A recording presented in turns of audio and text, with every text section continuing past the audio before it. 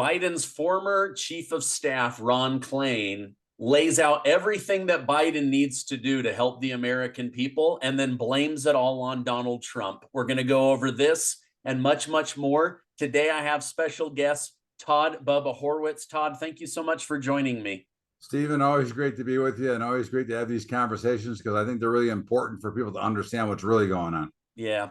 So let me give some background on you. Over 40 years of trading experience. You have traded the stock markets through 5 or 6 presidents. You have a knack for seeing what is coming down the pike. I want to jump in on this first question with you. The new president of Argentina, Javier Milie, is trying his best to root out communism, socialism, and the deep state. He fired 10,000 government workers and canceled over 70,000 government contracts so that people would stop ripping off the government and the taxpayer. How beneficial would a move like this be for the United States? It would be tremendous for the United States. You know, we have, as you know, they talk about the deep state, but forget about the deep state for now. We have criminals in Washington, D.C. And I don't care if you're a Republican or you're a Democrat, they're all stealing. They come out with we got to raise the debt ceiling. We got to do this. It's their fault. It's their fault. At the end of the day, they're sitting in a back room, having a cigar and a glass of scotch, saying, how are we going to screw the American people today by taking more of their money away between the lobbyists and everything else? And that was one of the big things that Trump had put down for the time he was in office was the lobbyists didn't have the same benefits they have today. And they are certainly making up for it at every single turn by taking more money and opening the borders, opening everything. Because why? Because we, the American people, get to pay all those bills. Government doesn't make money, they make debt. Yeah. Vivek Ramaswamy has talked about just if he were to get in, immediately cutting half of the government workforce. It's now the largest single employer in the entire world, maybe over in China, pretty close. But do you think if Trump was able to get back in, maybe bring a Vivek in, somebody like that, that they would actually start cutting contracts and cleaning up the government? Or is it going to be the same old, let everybody take advantage of the American taxpayer? Well, I don't think that Trump did take advantage of the American taxpayer, to be quite frank. I thought that he did a pretty good job under the circumstances that he had to deal with. And of course, defending himself every day is another story. But I would really like him to revisit Ramaswamy because I do believe that kid is bright and has a great future. And he is a non-politician that has plenty of money that isn't going to be worried about stealing from the American people. And I think that I do believe that Trump was going to go after everybody in his second term, but unfortunately couldn't keep his mouth shut through the first term to get to the second term. But I do think that would be a great fit. And I do think that they would make their best effort. But I think the bigger problem now, not only that the federal government is the biggest employer in the world, which if you read the Constitution is not supposed to be the biggest employer in the world, they're supposed to be an overseer. But I think that because of President Biden and this administration, they have opened the doors to China. And I have a conspiracy theory I'll share with you later if you want to hear about it. But I think that they've given more of our money away and giving more of our production away and have really gone out of bounds to step on capitalism and not let the American people make a real honest living. Yeah. I don't want to hear about it later. I want to hear about it right now. What is your theory? Well, if you watch the commodity markets, now you see cocoa is going crazy and orange juice is going crazy and all the soft good commodities are going crazy.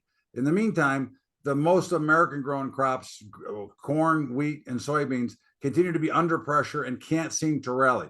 It is my opinion. I knew that Bill Gates was a big buyer of farmland because, of course, he who controls the food controls everything because it's more important than money.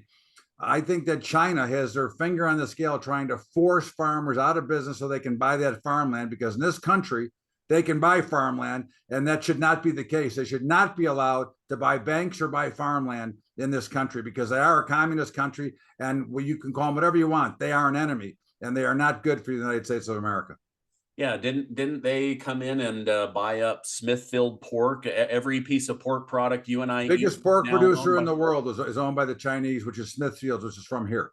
Yeah, we cannot allow that. It's just like having our prescription drugs being made in China. That is ridiculous. There is no reason for that. And if you would stop giving away our money, you could actually afford to pay real salaries in this country to do the production. Yeah, well, you and I are both libertarians that believe in capitalism, so we see this through a different lens. But it is a little scary to think, okay, what if China just quietly over the next 100 years came in and took over our economic engine like they did with North Korea? Most people in North Korea don't realize the people over there, they only eat about 1,200 calories a day. It's illegal to grow food. All the food is brought in from China every single day. It's the biggest control mechanism that they use on the people of North Korea so that they'll do whatever they say because the people are starving every single day. That is a worry that I have. I don't think, I think it's a worry that you should have.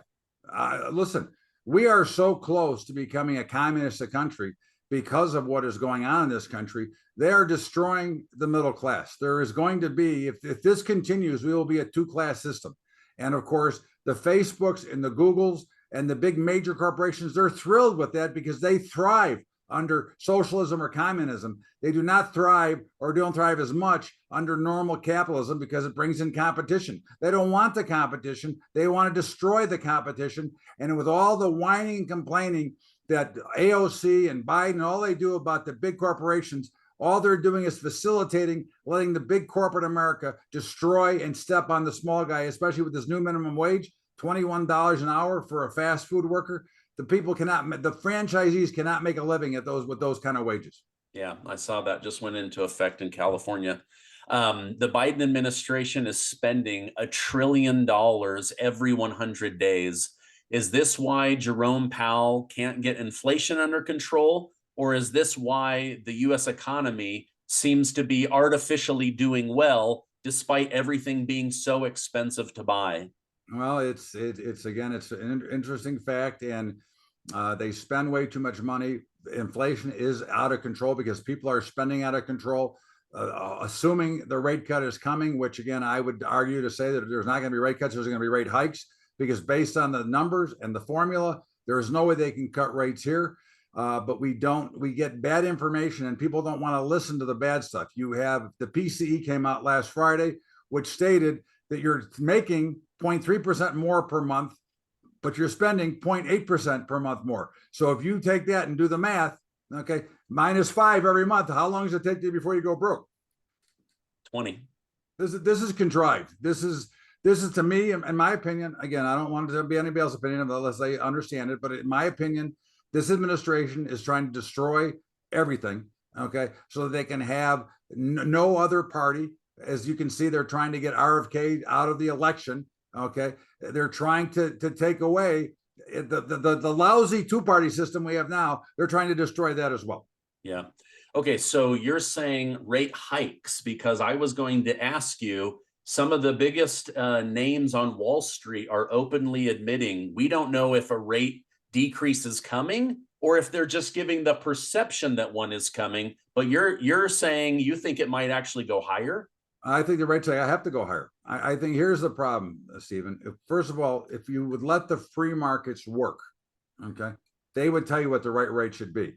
Now, if you go to these peer-to-peer lenders like Prosper or Cabbage or any of the other ones, their interest rates are around 12 or 13%. Okay, and they're getting plenty of business. When you try to control the market and not let the free markets decide what the price of that asset class should be, you end up in a mess, which is what's causing this dramatic spending. Now, they may not hike, but they should if they want to slow inflation. Now, the only potential, there's two reasons they could cut rates. Okay, number one, politically. Okay, if they cut rates in August or September, they're doing it for politics. Okay, the other reason they would potentially cut rates is if they see the economy tanking, and because they'll know ahead of time. You know, I believe, as you know, that the banks are in big trouble and that they're over leveraged. If they see that coming down the line faster, they could cut rates because of that. But a rate cut now from where we are and what's going on would signal disaster, not good news. Interesting. Okay. Yesterday, Transportation Secretary Pete Buttigieg was mocking the American people for not getting on board with electric cars, even though they're significantly more expensive. Why do you think they are pushing so hard to get people out of gas-powered cars, even though they can't afford them? And The electric grid system we have now can't even handle a 5 or 10% increase in the amount of electric cars on the system. It's just another way of control. In my opinion, it's garbage. It is BS. There is no the climate change to me is not a story. It's a non-story, and what they're trying to do is a bigger non-story. Now, I've been through numerous presidential elections, and every candidate in my lifetime has promised to fix the infrastructure. So far, zero have done so. We cannot handle the more electric cars, let alone that the electric car companies are finding out that their product is not so good and it's subpar to the market, which is why most of them are busted out right now. There are very few companies left that can make those cars, and the ones that make it don't do a very good job, other than Tesla. Yeah, well, Ford just announced, hey, this is going to bankrupt us. We're moving back to gas-powered cars, and Biden keeps saying, no, you're not. No, No, Biden is, we have in this country, without affecting the environment by drilling and going into the natural habitats that they don't want us to go into, there's a 300-year supply at current usage of oil in this country. Okay. Why we're still buying from Saudi Arabia, who knows? Okay. This is, again, these are the issues at hand that show you that this administration is trying to wipe out the capitalistic system that we live under. Yeah. When I first started telling people about buying physical gold, it was around $1,600 an ounce. Today, it's tracking around $2,300 an ounce. You have said you thought it would go up. What are you thinking now? Is there going to be a pullback? Is it going to hold? Will it continue to go higher? I would think we're going to probably go higher, but I would think for the health of the market and for the health of what I think is going to happen, I think a pullback is probably warranted. I think we've gone up a little bit too quickly here the last few days. But certainly, if you told me that gold was 2,500 by December 31st this year, I would not be at all shocked. I think that silver will be well into the 30s. Had a huge day yesterday. It's now trading at 27 and a quarter. Last year I thought I would get in the 30s and never got there. It's been in a really tight range. And I think that for silver, which is, again, to me, you need to have both, and you need to have physical, not paper, because I do not believe there's enough gold or silver in the world to cover the amount of paper that is out there. And the real fact is that I have a very sad suspicion that you may need it as a currency again someday before this is all said and done, because I could see a lot of problems, and you want to have some silver because you're going to need some small change to buy some goods with, and a 10-ounce bar of gold isn't going to cut it. So, but in the end of the day, I think silver's at a very key level here. If it gets through 28, I think it's got a good chance to go into the mid 30s, but it's got to break out. It's been pretty much range bound for the last year and a half versus gold, which had made new highs. And again, it's a little bit lower today. And I would say that probably I'd like to see it go back to 2250 or something. But I wouldn't be afraid, and I certainly wouldn't be selling it. I'm looking for spots to buy more, because I do think that with inflation and with everything else that's going on in the country, there's a lot of reasons to be long gold. And I think that we're only going to go higher. Again, I'm not going to make crazy statements that's going to 5,000. I'm thinking that this year we could see 2,500, which is another 10% from where we are. Yeah. Okay. Final question. Former White House Chief of Staff Ron Klain stated in an interview, prices are too high. The price of gasoline is too high. Other prices are still too high, and people feel that pinch. He said President Biden needs to make more progress on that. He needs to use all of the tools available to him to fix the border and clean up the mess Donald Trump left. So he's like, right, and then blames Donald Trump, which is very common for Democrats to do. But do you agree with him that everything just needs to be cleaned up? My goodness, the border is out of control. Gasoline prices. It's like, how do you blame Trump when gas was $1.78 and now it's on average $3.50 nationwide? Like, you blame him for having too cheap of gas? Well, that tells you the state of the Democratic Party. They don't care. They can't say anything good about their own, so they have to attack the other side. Is what they're doing. First of all, the illegal immigration is killing us. Okay, the cost of housing and letting those people in this country is killing us. Okay, from the state, from Maryland that approves healthcare to New York that is giving them money. Okay, you're paying for that. I'm paying for it, and I'm sick of paying for illegal aliens that don't belong here. You want to come to this country, come in normally and legally the way you're supposed to. Okay, look at California. They have a budget shortfall of $222 billion, and they're $1.6 trillion in deficit. Okay. That's just California, which is a border state. Why do you think Texas is so much against it? It's because they're obviously they're surrounded on the border. We have to close the borders. We have to stop letting people come in because you're letting in a lot of criminals, and not to mention how many Chinese have come in through the southern borders. And you don't know what those Chinese are for. Are they here as spies? Are they here as real people? I have no idea. But you know what? I don't want the borders open. I want them closed. I'm tired of paying my hard-earned money to support them. I think that we have to revamp the system, revamp the government, which is obviously not going to happen today. But they are totally out of control with their spending, because they're spending on things that are not helping Americans. They are hurting Americans, and they are hurting the value of an American life today. But the government's logic, Todd, is like just even saying that out loud felt really weird. Okay, but the government's logic is, if all of these illegal immigrants come down, it's going to help bring down inflation, right? But then they openly admit it's going to cost us over $500 billion to house and take care of all these people. That's more than 50% of the entire military budget. Their logic is stupid, but they're stupid. Okay, listen, we're dealing with morons. Okay, Joe Biden was always an ignoramus to begin with. Forget about when he was a president. I played cards with a guy that went to law school with him.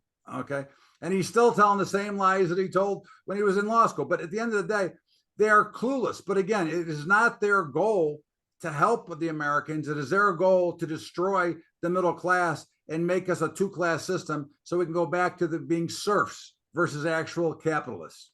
Yeah, yeah.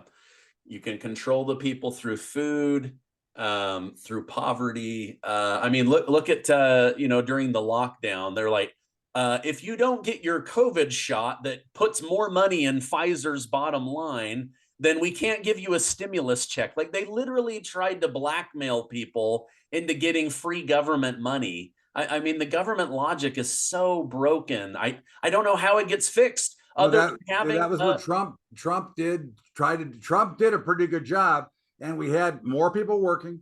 Okay, we had more minorities working. The highest level in history were working. The country was running. It was easy to survive and to make a living, because gas was $1.79 a gallon, because a box of cereal wasn't $10 at the grocery store. A loaf of bread was $1.50 instead of $3. Again, all they've done is systematically destroy it, because they can tax us through the hidden tax of inflation, and they can tax us through other things. And it is, again, the PCE numbers say it as simple as it can be. You're taking in 3, you're putting out 8. Not a good mix when you figure out the difference and how long it takes you to go broke. Yeah, well, I keep telling people, as a libertarian, these taxes are to steal your money, and then they give it away, all the benefits away, to foreign nations and illegal immigrants. The American citizen is nothing more than a tax-producing serf, like the old days. It's sad. Hopefully we get through it. And like RFK Sr. said, if the man creating the policies is the problem, you must remove the man. We've got to get Biden out, get new blood back in there, take our country back. Todd, if people want to follow you online, what is the best way for them to do that? They can follow me at bubbatrading.com. They can follow me at Bubba_trading on Twitter. And also, if I can, I'd like to offer the book again to your listeners, because yes, I think a lot of people enjoyed it. Just email me at bubbatrading.com, and I'll send you a link, and you can download the book I've written. I've written 2 books on options. I'll send you the first one. It is on Amazon. You can get a description on it and look at it, but I will send it to you as my gift, because I love being on Stephen's show. Great. Oh my gosh. Thank you so much. I appreciate that. Thank you for coming on, and I hope you have a great rest of your day. Thanks, Stephen. Have a great weekend.